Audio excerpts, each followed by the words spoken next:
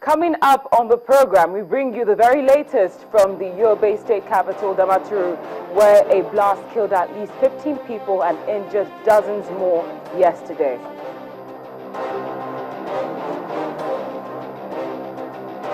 Then President Barack Obama says goodbye to Kenya and hello to Ethiopia as he continues his Africa tour. We understand the focus will be on human rights and security.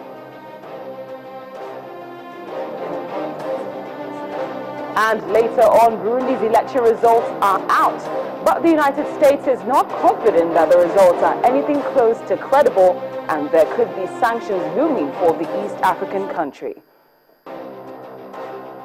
From Lagos, Nigeria, broadcasting to viewers around the world, this is Network Africa.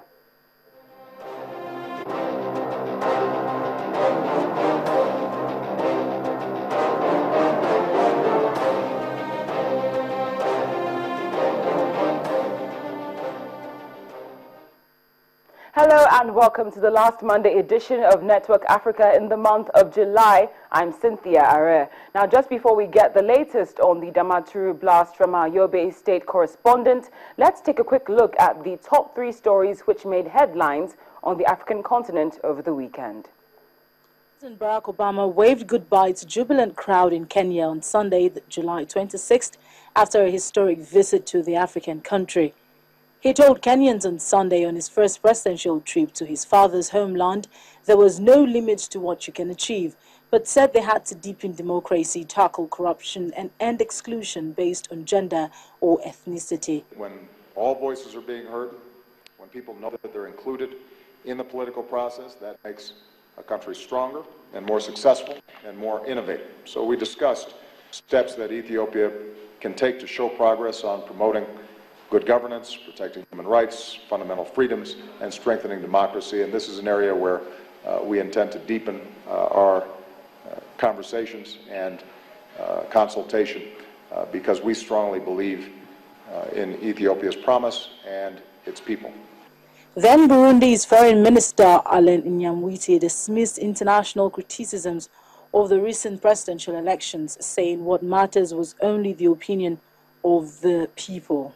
Nyamwiti's remark comes as human rights group and the African Union complained about Burundi's lack of cooperation and questioned the credibility of the election results. Observers were invited.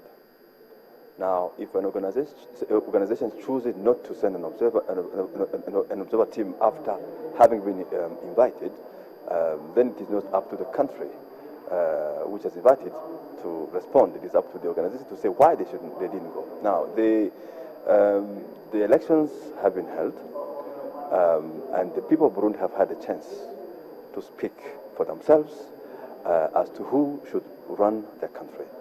Now, we do not think that it is up to anybody to disregard or to misinterpret the choices made by people from a sovereign state.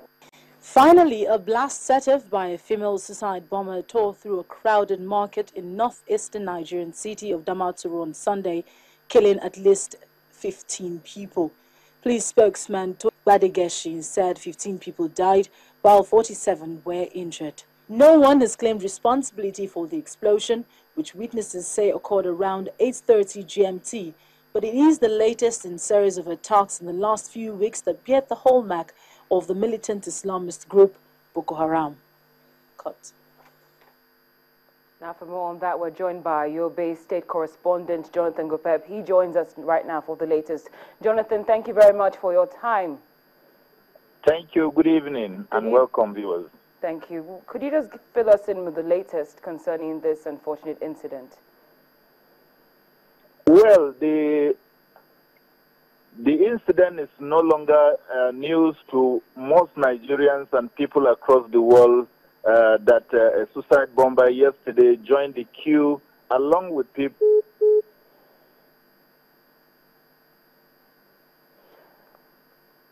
Well, unfortunately, we will reconnect with correspondent Jonathan. But right now, just like what our correspondent said before we lost him, it's no longer news. In fact, what has made it not news is the fact that it's been the frequency at which these attacks have occurred. We're going to take you through a timeline of the blasts which have occurred in Damaturu during the month of July. Now, on the 26th, that was yesterday, 15 people were killed in an explosion in the Yobe state capital. On July the 20th, a suicide bomber killed himself and a policeman at a checkpoint near the capital. On July the 20th as well, 6 people were killed in Damaturu by a bomb blast. And on July the 17th, suicide bombs killed as many as 15 people in Damaturu, the Yobe state capital. We have our correspondent back on the line. Jonathan, thank you very much for staying on the line. Now, at this point, I just have to ask you, what are you seeing on ground that suggests what the authorities might be doing to prevent such an occurrence from happening next Sunday? Because we've seen this happening almost on a weekly basis.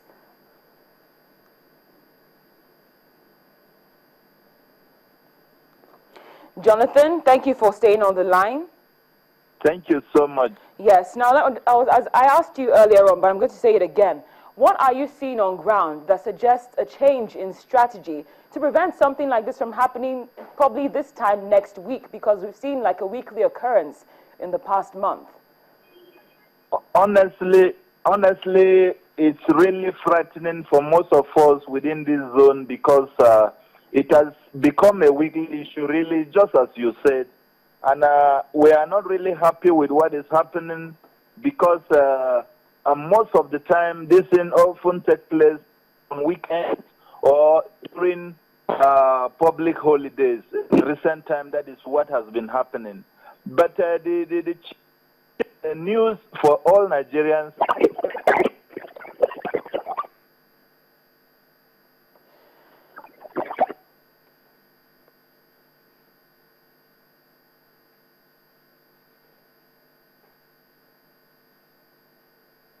Sincere apologies for what's happening.